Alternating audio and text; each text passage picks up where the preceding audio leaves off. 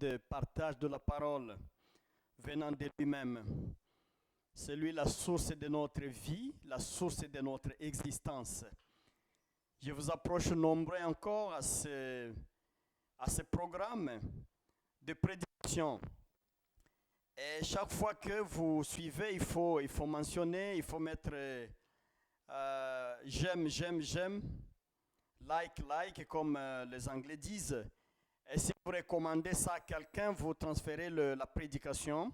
Demandez-les de s'abonner à la chaîne puisque c'est vraiment l'œuvre de Dieu. Nous voulons que les gens puissent suivre nombreux. Donc, ayez ce courage de demander aux amis à qui vous transférez la prédication de s'abonner, d'être membre dans la chaîne. Comme ça, chaque fois que nous sommes en ligne, ils seront informés en avance. Que Dieu vous bénisse. La fois passée, nous avons parlé de certains problèmes qui résistent. Et j'ai essayé de montrer qu'on peut être un bon intercesseur.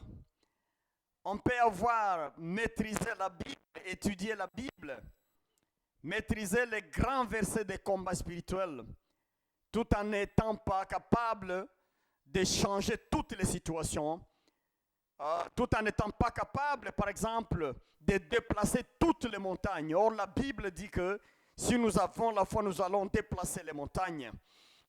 Maintenant, c'était ça, la prédication du samedi passé.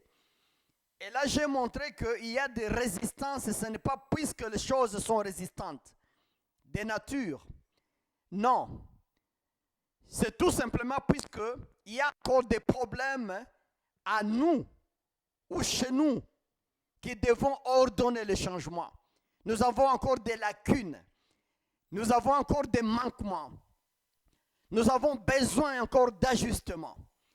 Et chaque fois quand Dieu nous voit en besoin d'ajustement, il vient auprès de nous. C'est pourquoi nous avons lu la fois passée le psaume 32, là où Dieu, il dit quoi?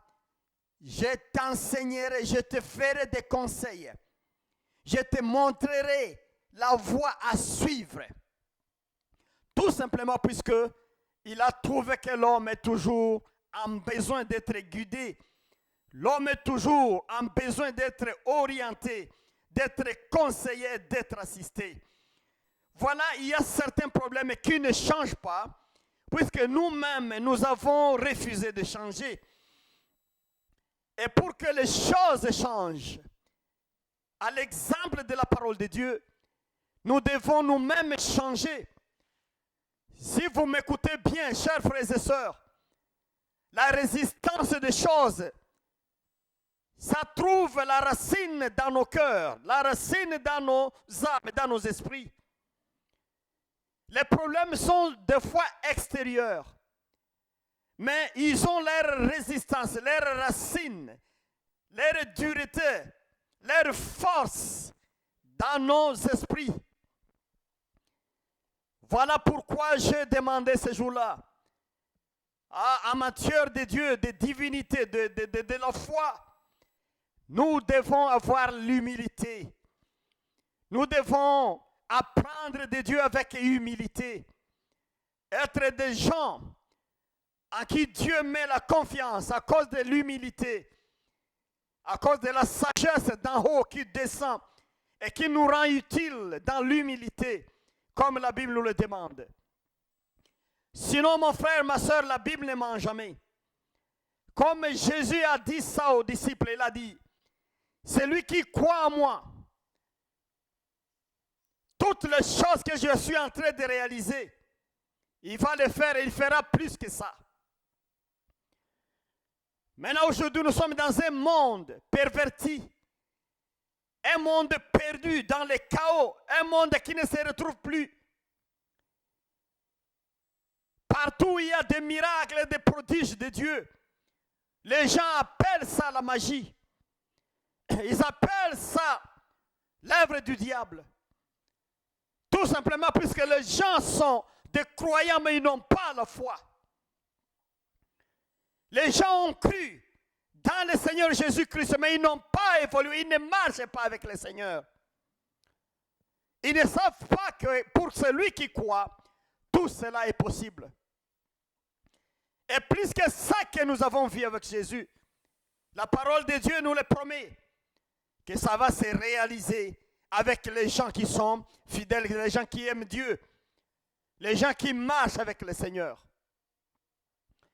Je vais bien, c'est juste une petite révision, mais je vais te demander de ne pas être trop dur devant Dieu. Je vais te recommander, ma soeur, mon frère, de ne pas être trop résistant devant Dieu. Puisque si tu es résistant, très dur devant Dieu, il va te briser. Et il te brise par des problèmes. C'est par là maintenant qu'il y a des problèmes qui ne changent pas. Il y a des dossiers qui n'évoluent pas. Il y a des choses difficiles mais qui n'évoluent pas. Malgré le nombre de prières. Malgré le nombre de jeûnes et de privations. Malgré les dons, les offrandes que nous donnons, ça résiste. Malgré le nombre d'intercesseurs qui entourent le problème, il y a des résistances. Tout simplement puisque Dieu a trouvé que la personne que tu es, que je suis, nous avons encore des racines dures dans nos cœurs. Maintenant, il se sert de ces problèmes-là pour essayer de nous briser. Que Dieu vous bénisse, que Dieu nous bénisse tous, afin que nous devenions des gens humbles devant le Seigneur. Les gens qui marchent avec le Seigneur avec humilité. Les gens dont la parole a transformé. Les gens transformés, les gens changés en nouvelles créatures par la parole de Dieu. Gloire à Dieu.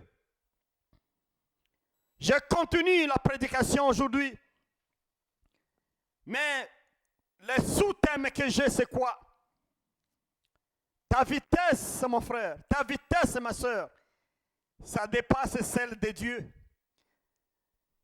Ça peut te faire rire, ça. Bien sûr. Mais ta vitesse dépasse celle de Dieu. Tu cours vite, plus que Dieu. Tu cours vite, très vite encore, plus que Dieu. Ou des fois tu es trop lent par rapport à Dieu. Voilà la deuxième source de la résistance de ton problème. Ta vitesse a dépassé celle de Dieu, j'allais dire. Ta vitesse est en retard par rapport à celle de Dieu. Et voilà, il y a des complications. Et voilà, vous priez, mais rien ne change. Nous avons la permission de déplacer les montagnes. Nous avons la permission de guérir les malades. Nous avons la permission de changer les vies. Mais les choses ne marchent pas comme la parole dit. C'est tout simplement puisque nous avons une grande vitesse par rapport à celle de Dieu. Ou encore, nous sommes trop lents par rapport à la marche de Dieu. J'aimerais juste amener votre attention à l'idée de marcher avec Dieu dans la Bible. C'est vraiment un thème riche avec beaucoup de versets. Mais permettez que je vous cite certains versets, juste qui montrent que Dieu marche avec l'humanité. Il marche avec l'homme. Il marche avec le monsieur, avec la madame, avec l'enfant, avec le vieux. Il marche avec l'homme qui l'a créé.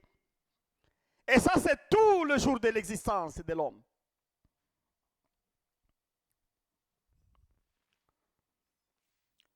Dieu marcha avec Enoch. La Bible le prouve.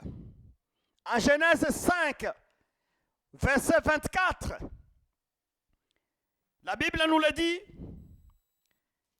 Dieu marcha avec Enoch. Enoch, c'était un oint de Dieu, un saint de Dieu. Dieu marcha avec lui. Je peux me permettre de lire. C'est Genèse 5, verset 24. La Bible dit ceci. Enoch vécut en communion avec Dieu, puis il disparut. Ça, c'est version Semeur, disons la traduction Semeur. Mais lui, second dit, Enoch marcha avec Dieu. Marcha avec Dieu. Alléluia. Il marcha avec Dieu. Genèse 6, verset 9, nous dit quoi? Noé marchait avec Dieu. Noé marchait avec Dieu. Noé marchait, c'est pas qu'il a marché, c'est un jour, 2 jours, non. Noé marchait avec Dieu. Genèse 6, verset 9. Abraham marcha avec Dieu. Genèse 24 et verset 40. Abraham marcha avec Dieu. Abraham marcha avec Dieu. Donc nous trouvons qu'il y a beaucoup de versets qui parlent de marcher avec Dieu. Marcher avec Dieu. Mon frère, ma soeur, qu'est-ce que cela vous dit aujourd'hui? Cela vous interpelle en quoi? Marcher avec Dieu. Cela veut dire tout simplement que l'homme, durant sa vie sur la terre, il marche avec Dieu. Que tu aies à passer 100 ans sur la terre, que tu aies à passer 20 ans, 30 ans sur la terre, mais tu marches avec Dieu. Et si tu ne marches pas avec Dieu, c'est plutôt le vœu de Dieu, le souhait de Dieu de marcher avec toi. Puisque Dieu sait que marcher sur la terre, c'est difficile.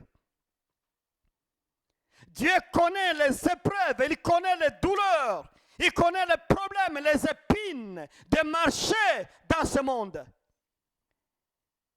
Alors, il a promis, il a prévu ça. Il veut marcher avec toi pour que le voyage puisse être quand même rassuré. Pour que le voyage puisse être sûr. Afin que tu puisses t'en sortir sans problème. Il veut marcher avec toi. Et il y a d'autres versets, je ne peux pas tout citer. Mais si je peux aller en 2 Corinthiens 6, et verset 16, par exemple, dans le Nouveau Testament, il y a quelque chose qui est repris comme ça. Quelque chose est repris là. 2 Corinthiens 6, 16. La Bible nous dit quoi? Non, disons c'est Corinthiens, oui, c'est Corinthiens plutôt. 2 Corinthiens.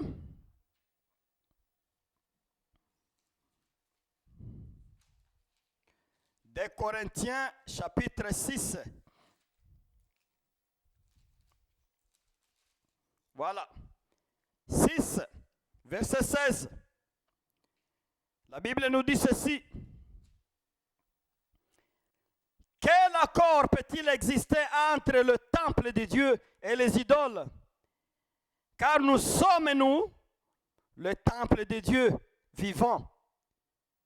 Et Dieu a dit lui-même, j'habiterai et je marcherai au milieu d'eux. Je serai leur Dieu et ils seront mon peuple. Dieu a promis à son peuple, au peuple d'Israël, qu'il marchera avec le peuple. Il sera au milieu du peuple et il marchera avec le peuple, avec chacun, chaque membre de ce groupe-là, chaque membre de ce peuple, chaque membre constituant ce peuple, il va marcher avec Dieu et Dieu va marcher avec lui. Donc Dieu, dans ses habitudes, il aime marcher avec l'homme. Jour et nuit, il marche. Dans ce voyage difficile et périlleux, dans ce voyage épineux, Dieu marche avec la personne pour garantir la sécurité. Ce n'est pas facile la vie. Les gens chantent, les profanes chantent que la vie est compliquée. La vie est difficile. Évidemment, il y a toutes les preuves, les souffrances autour de la vie sur cette terre. Mais Dieu promet de marcher pour rendre paisible le voyage. Et cela est possible. Donc, marcher avec Dieu, c'est-à-dire marcher en parallèle avec Dieu, c'est marcher concomitamment avec Dieu. Et en quelques mots simples, c'est marcher pas à pas avec Dieu. Marcher pas à pas avec Dieu, pas à pas. C'est comme deux amis qui se promènent dans un sentier et ils sont à même direction et aussi à même position, concomitamment. Ils ont le même pas presque, ils parlent, ils discourent, ils échangent, ils partagent. C'est ça, marcher avec Dieu. Mais une question que je vais me poser, je peux aussi te la poser.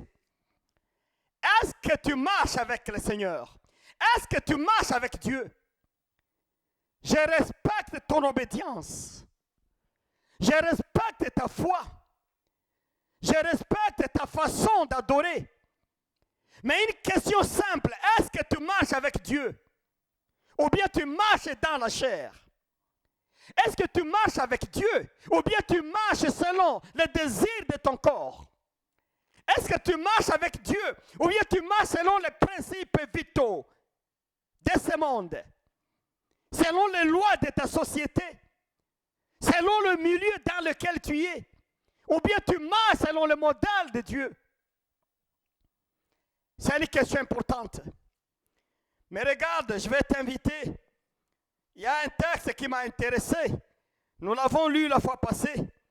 Mais je peux encore inviter ce texte-là. De Psaume 32. Et versets 8 à 10. 32, 8 à 10. J'ai la traduction sommaire ici. La Bible dit ceci. Tu as dit, je vais t'instruire. Je t'indiquerai le chemin que tu devras suivre. Je serai ton conseiller. Mes yeux veilleront sur toi. Ne soyons donc pas comme le cheval, comme un mulet, des stupides, dépourvus d'intelligence, dont il faut dompter la fougue par la bride et par les morts, pour qu'ils t'obéissent. Mon frère, ma soeur, si tu parles français, c'est ta langue. Je vais te demander de relire le psaume 32, versets 8 à 10. Si tu es quelqu'un qui parle swahili, je sais qu'il y a beaucoup de gens qui m'écoutent qui sont des swahilophones. Lis ce verset en swahili. Si tu parles Kinyarwanda, lis ça en Bible Kinyarwanda. Si tu parles Lingala, lis ça en Bible Lingala. Si tu parles anglais, lis ça en langue anglaise, en Bible anglaise. Pour comprendre un peu le contenu de ce texte. Je ne vais pas ici amener des exégèses classiques, non. Qu'on a passé à l'école, c'est pas ça l'essentiel. Mais surtout le sens, la valeur, le message que nous avons dans ce texte.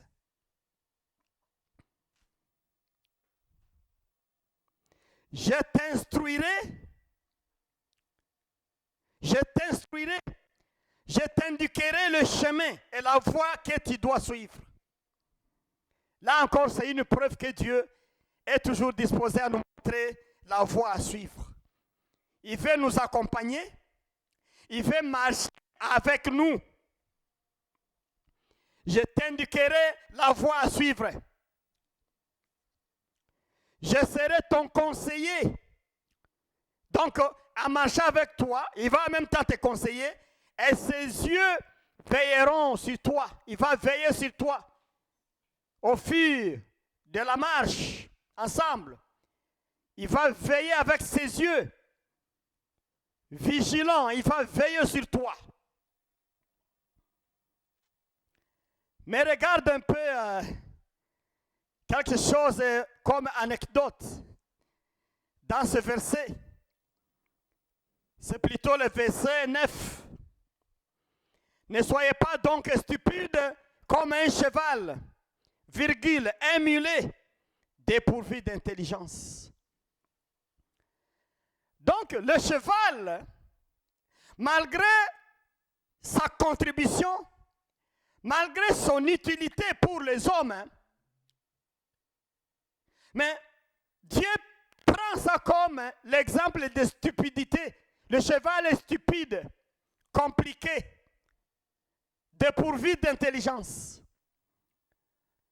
Il parle aussi de mulet, malgré son utilité dans l'humanité. Mais cette espèce-là, animale, est stupide par manque d'intelligence.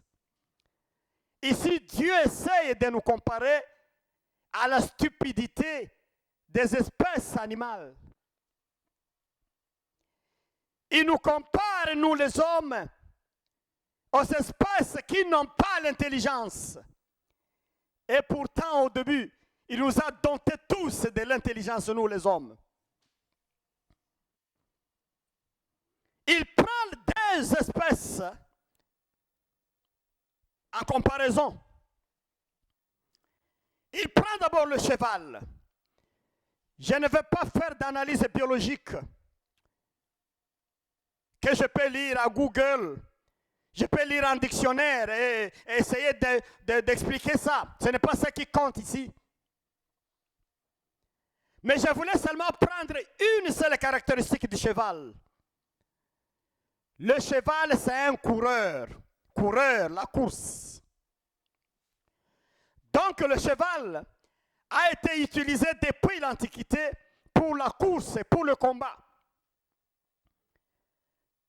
C'est le cheval qui était appelé char de guerre, char de combat dans l'Antiquité, à cause de sa course. Le cheval a des muscles très forts et capable de courir beaucoup de kilomètres sans se fatiguer. Le cheval est presque inlassable. Mais prenons la caractéristique de coureur, un grand coureur. Le cheval.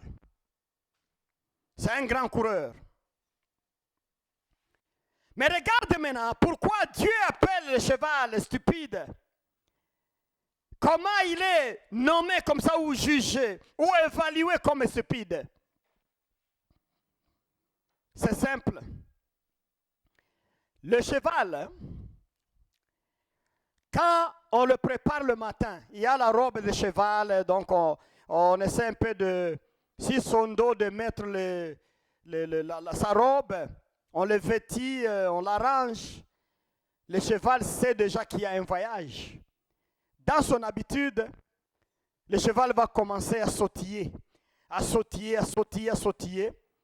Des fois, il va avancer immédiatement, il court. Il faut l'appeler. Il faut l'appeler.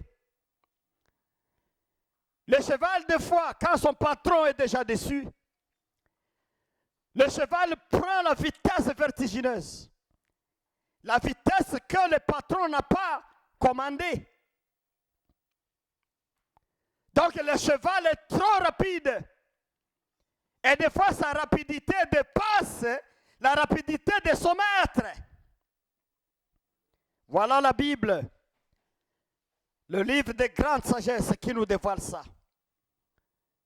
Le cheval est toujours pressé par rapport à son maître. Son maître veut l'emballer doucement, le préparer doucement, mais le cheval veut partir.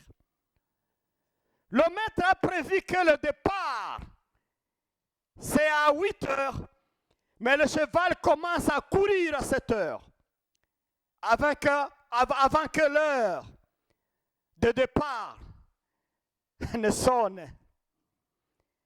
Le cheval est rapide. Le cheval est rapide. La vitesse du cheval dépasse celle de son maître. Et Dieu compare ça aux hommes. Il dit, ne soyez pas stupides comme le cheval, dont leur vitesse dépasse ma vitesse. Vous les hommes, vous les femmes, ne soyez pas trop pressés, puisque votre Dieu, c'est lui le Dieu, c'est lui l'Éternel. Il voit là où vous ne voyez pas. Il voit ce que vous ne voyez pas. Il connaît ce que vous ne connaissez pas. Il voit partout. Vous voyez seulement. L'espace est trop limité devant vous. Ne soyez pas pressés, ô peuple de Dieu. Alléluia. Ne soyons pas pressés avec les choses. Ne soyons pas pressés. On est pressé. Surtout si on a reçu la promesse. Si Dieu a promis, ah là là là là là là là. Vous verrez les femmes et les hommes vraiment maintenant en vitesse. Et il y a certains collègues prédicateurs et prédicatrices qui encouragent ça. Ils disent non. Si Dieu t'a parlé, n'hésitez pas. Maintenant, avance seulement, il t'a parlé. Ils peuvent avoir raison, tout comme ils ne peuvent pas avoir raison. La prédication de ce jour t'invite, mon frère, t'interpelle de ta pression. Tu es trop pressé, madame. Monsieur, tu es trop pressé avec les choses. Dieu n'aime pas les gens pressés. Dieu n'est pas content des hommes et des femmes pressés avec les choses. Voilà pourquoi un monsieur qu'on appelle Joseph a reçu des promesses quand il était encore trop petit. Et Joseph voulait déjà vivre ça.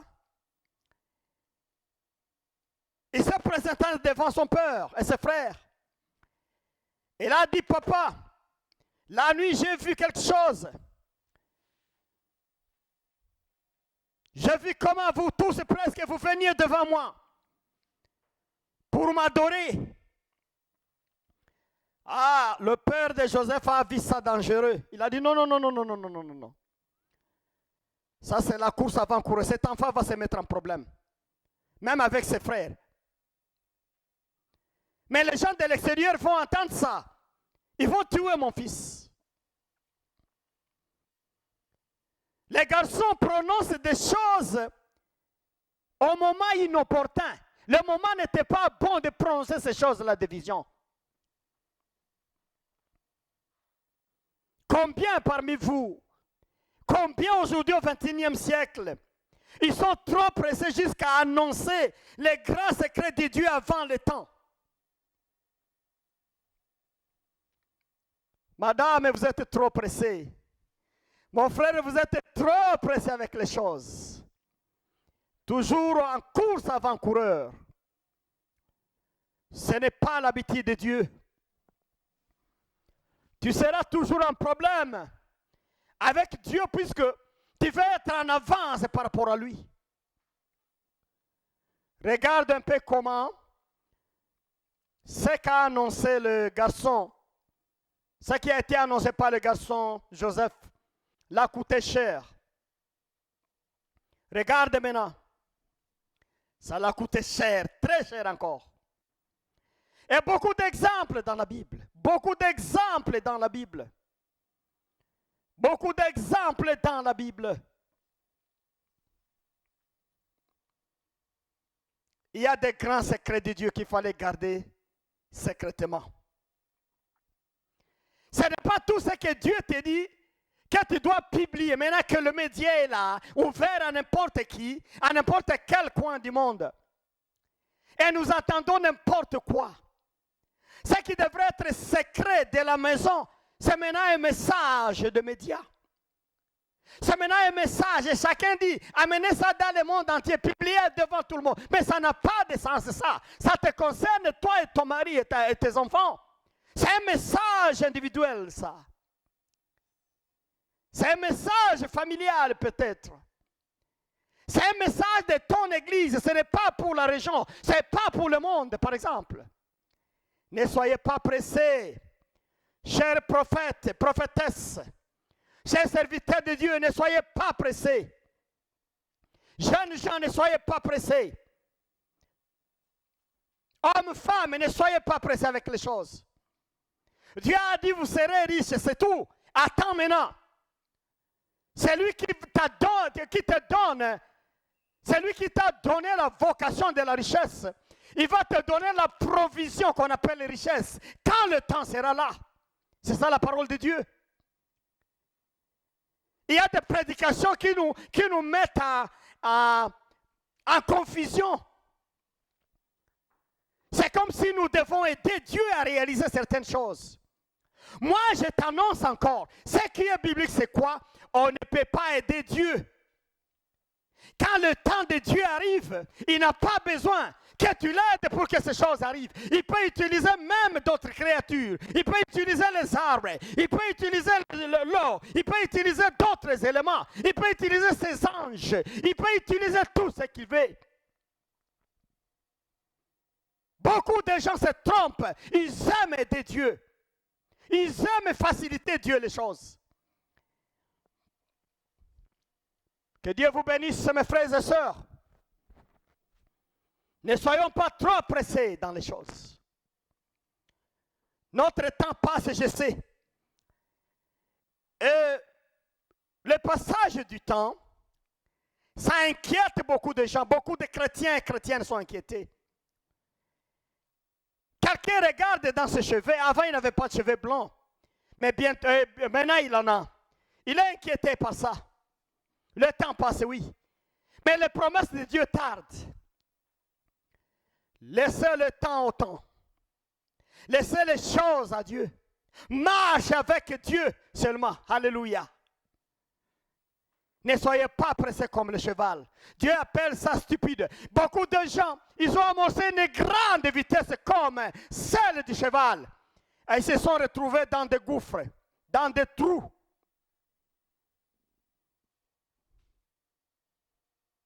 Ils sont tombés à cause de la grande vitesse.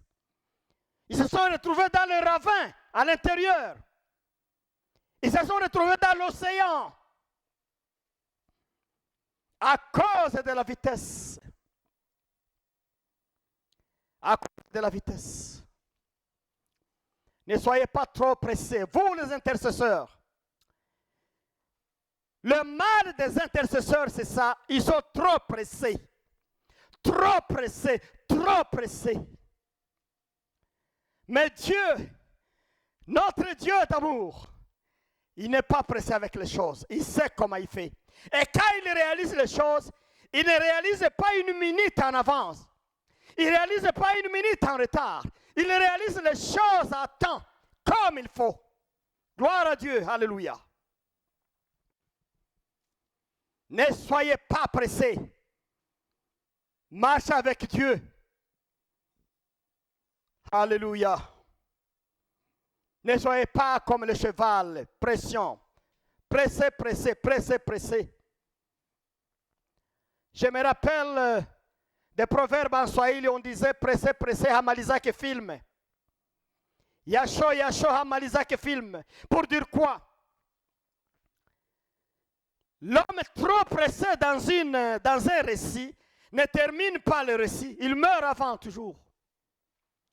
C'est juste un proverbe. Il faut marcher avec Dieu. Alléluia. Marcher avec Dieu, pas à pas avec Dieu. Le mérite d'Enoch, le mérite d'Abraham, le mérite d'Élie, le mérite de Josué, alléluia, c'est puisqu'ils ont marché avec Dieu. Ils ont marché avec Dieu. Les générations des gens du monde aujourd'hui ne marchent pas avec Dieu.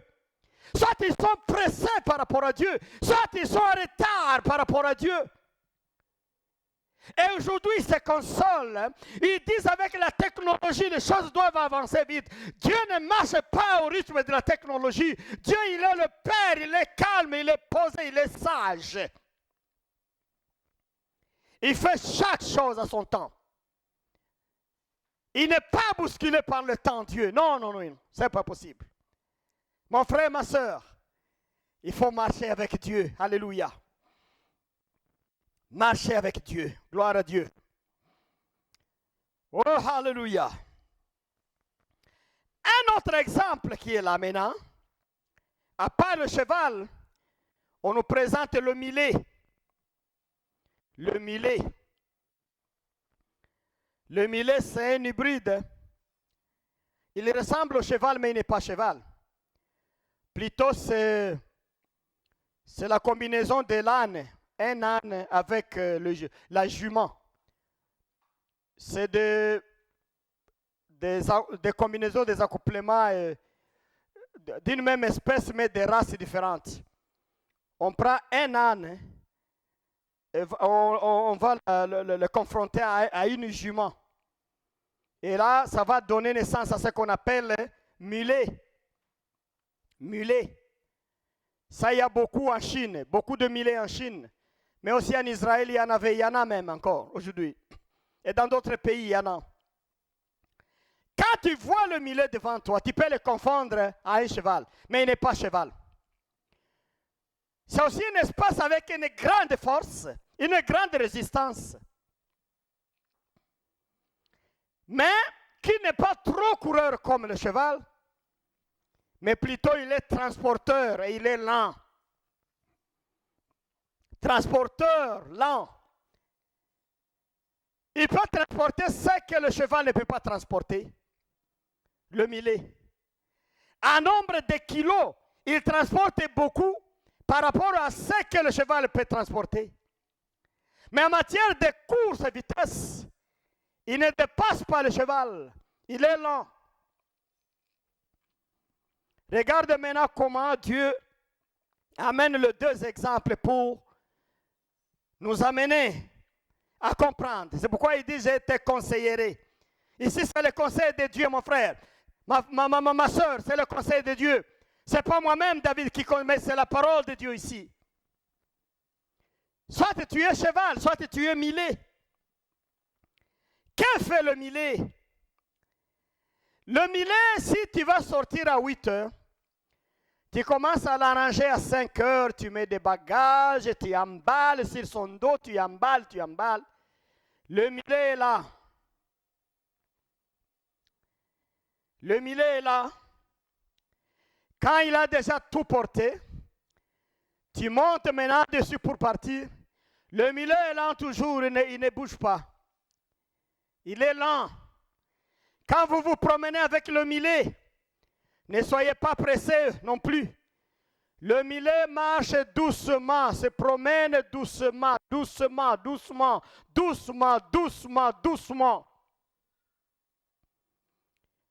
Là où le cheval va prendre une journée, le mulet a besoin de 2-3 jours pour y arriver. Le mulet est paresseux par rapport au cheval. Le mulet est lent par rapport au cheval. Maintenant, regarde les deux exemples en antipode. C'est vraiment un paradoxe devant nous. D'un côté, un coureur trop pressé qui court plus que Dieu. De l'autre côté, un paresseux qui est en retard même par rapport au pas de Dieu. Ah, ça c'est complexe maintenant. Donc Dieu recommande quoi? De ne pas être comme le cheval. Et encore de ne pas être comme le mulet. En termes simples, c'est quoi? Ne soyez pas trop pressés comme le cheval. Ne soyez pas trop en retard comme le mulet. Voilà les deux attitudes que nous voyons dans ce texte. Il y a les gens qui sont trop pressés et d'autres qui sont trop lents. Et les deux extrêmes là, Dieu ne veut pas. Dieu veut marcher avec toi. Pas à pas, comme des amis, comme les gens qui parlent, qui partagent ensemble, qui discutent ensemble. Pas à pas. en retard, pas pressé par rapport à la marche de Dieu. Alléluia. Quel bon message biblique. J'ai dit l'erreur des intercesseurs. Mais il y a maintenant certains intercesseurs, certains chrétiennes qui sont plus là encore.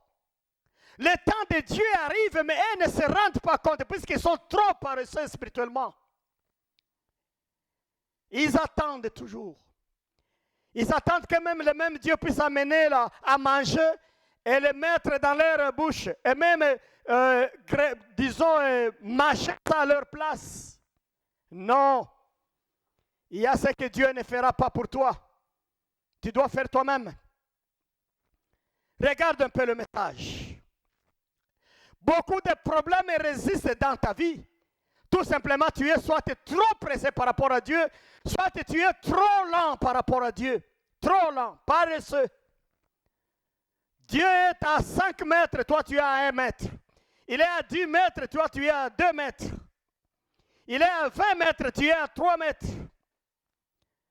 Trop paresseux, tu ne sais pas suivre la marche et les pas de ton Dieu. Ça doit rendre la vie difficile.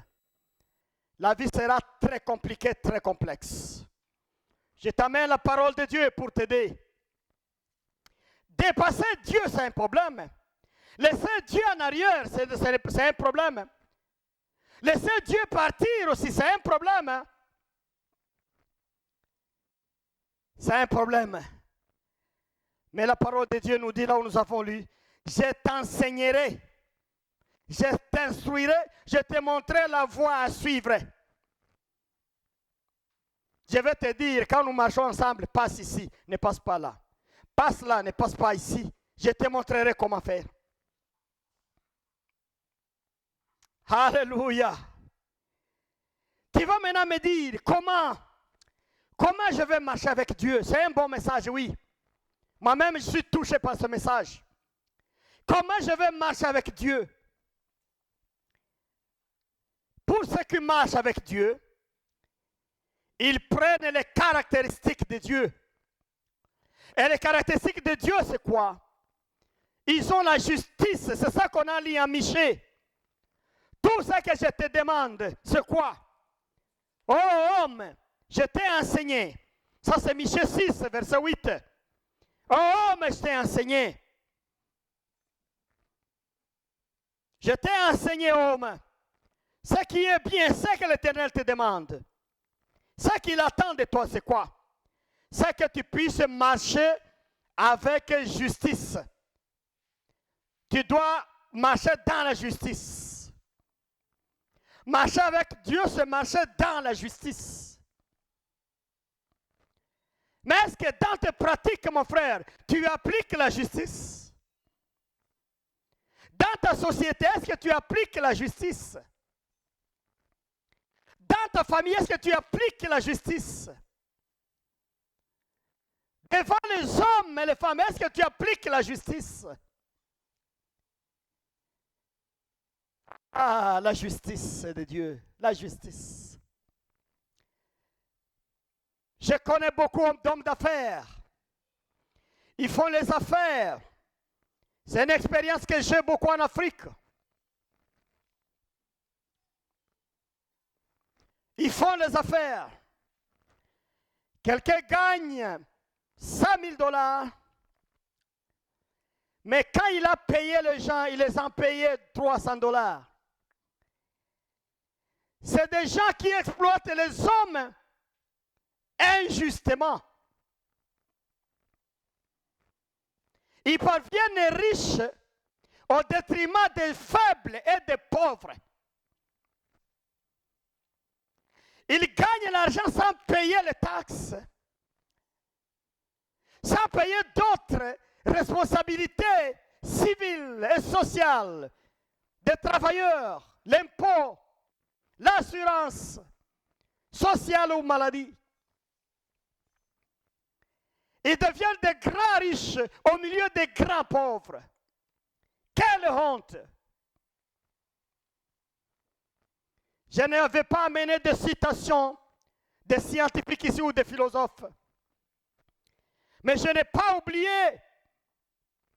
un philosophe qui l'a dit, un philosophe politologue qui a dit, il est honteux d'être un grand riche au milieu des grands pauvres, au milieu des pauvres. C'est la honte. Tu n'es pas juste. Tu ne peux pas prétendre être plus fort, plus intelligent que tout le monde et le pauvre au milieu de toi. Ce que tu gagnes, c'est au détriment des autres. C'est ça qui caractérise le nombre de pays africains comme ça. Les gens s'enrôlent la politique pour devenir puissants financièrement. Ils construisent des empires de finances. Ils ont des millions et des millions au milieu des gens. Le premier voisin de ce monsieur-là ne peut pas avoir même un salaire de $200 le mois. Et quand on fait des contrôles, toujours, ils ont des problèmes avec la justice.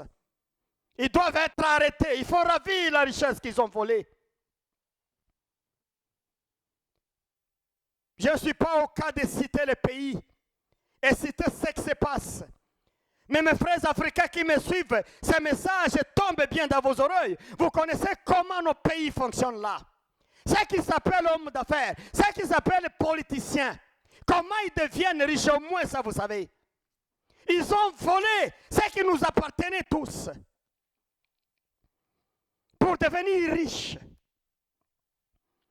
Et bientôt, ils ont les épaules élevées comme ça, l'orgueil. Et tout ça, Dieu a créé. Il a voulu que ça profite de tout le monde de façon légale. Alléluia. Mais je sais que Dieu vous paiera cher. Vous serez payé, vous serez récompensé négativement. Chaque fois que vous profitez, ce que devrait profiter d'autres personnes. Des prédications comme ça ont toujours des controverses. Les gens discutent beaucoup. Ils s'expliquent, ils veulent démontrer. Moi, je vous dis, c'est honteux d'être un grand riche parmi des grands pauvres. C'est honteux. Ce n'est pas juste, ce n'est pas biblique. Quand Dieu a créé, il n'a pas voulu ça. Et l'exemple, c'est les pays européens que je vois. Où vous voyez quand même le minimum vital. C'est pas tard que le mois passé où le Premier ministre au Canada ici, disons au Québec, disait « J'aimerais voir chaque résident de mon pays être en mesure de gagner 56 000 $ le mois, disons l'année. 56 l'année. » Le message a troublé d'autres personnes. Mais il a l'envie, c'est ça le désir. Il voulait quand même le moindre, le bas, le citoyen le plus bas, puisse gagner 56 000 l'année. Diviser ça par 12 mois pour voir l'ambition de l'État pour payer les gens. On ne veut pas avoir des gens trop riches, là où il y a des très pauvres. Mais, écoutez, c'est dans combien de pays on réfléchit comme ça? Prenons l'image encore de beaucoup de pays en Afrique. Nous avons des politiciens, des grands millionnaires. Les hommes d'affaires, des millionnaires, mais aussi orgueilleux, qui se moquent de tout, qui méprisent les pauvres, qui les piétinent. Mais d'un coup, vous les trouvez dans les églises en train d'adorer, en train de danser. Ça m'étonne, ça. Ils ne marchent pas avec Dieu. Ils marchent avec la richesse. Ils marchent avec les manigances. Ils marchent avec l'argent. Mais ils ne marchent pas avec Dieu. Heureux les pauvres, Jésus a dit. Et vous, heureux les riches, Jésus a dit. Heureux les pauvres plutôt. Malheureux sont les riches, j'allais dire. Excuse-moi. Malheur aux riches, la Bible le dit. Il y a beaucoup de versets qui soutiennent ça. Tout simplement puisqu'ils ont acquis la richesse dans des voies non autorisées, dans des voies illégales. Je ne voulais pas amener trop loin ma prédication. Mais je me rappelle quand Zachée était sauvé. Zachée a entendu la prédication de Jésus. La prédication a pénétré l'esprit de Zachée. Et il a invité Jésus chez lui. Mais en mangeant, il s'est confessé. Et Dieu était d'accord, disons Jésus était d'accord de son point de vue. Il a pris toute la richesse qu'il avait et il l'a amené à Jésus. Et Jésus a dit, oui, ça il faut donner. Donne ça aux pauvres, monsieur Zachée. Mais quel est ce message? Jésus voulait que Zachée remette aux pauvres ce qu'il a volé aux pauvres. Ce qu'il a pris d'une manière directement ou indirectement. C'était le bien des pauvres. Zachée a utilisé disons des travailleurs sans bien payer. Zachée a utilisé les gens sans bien payer. Zachée a pris l'argent de la corruption. Zachée a pris le pourboire dans de mauvaises conditions. Il a pris le pot de vin, la corruption, des bribes, comme disent les Anglais. Et il a amassé, il était le riche du milieu. Mais Jésus dit, va remettre tout ça aux pauvres. Va distribuer aux pauvres et puis viens me suivre. Alléluia. Un message dur. Demandez à quelqu'un qui a 2 millions, 5 millions, 10 millions, d'aller partager aux pauvres, il va dire que ça, cet évangile n'est pas vrai. Mais moi, je te dis, la manière dont tu as cet argent, et pourtant tu habites au milieu des grands pauvres, tu ne marches pas avec Dieu. Et si tu marches avec Dieu, il faut le prouver dans les actions. Alléluia. Que Dieu vous bénisse, mes frères et mes sœurs. Marcher avec Dieu, c'est ce qu'il dit, c'est dans la justice.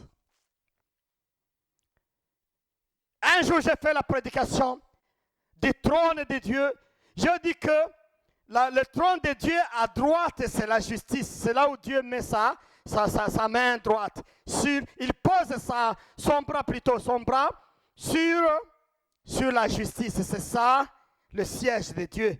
Il pose son bras sur la justice à droite. Tu ne pourras jamais plaire à Dieu sans la justice, bien-aimé. Jamais. Sans la justice, tu ne pourras jamais plaire à Dieu. Mais il parle aussi, Michel parle de la miséricorde.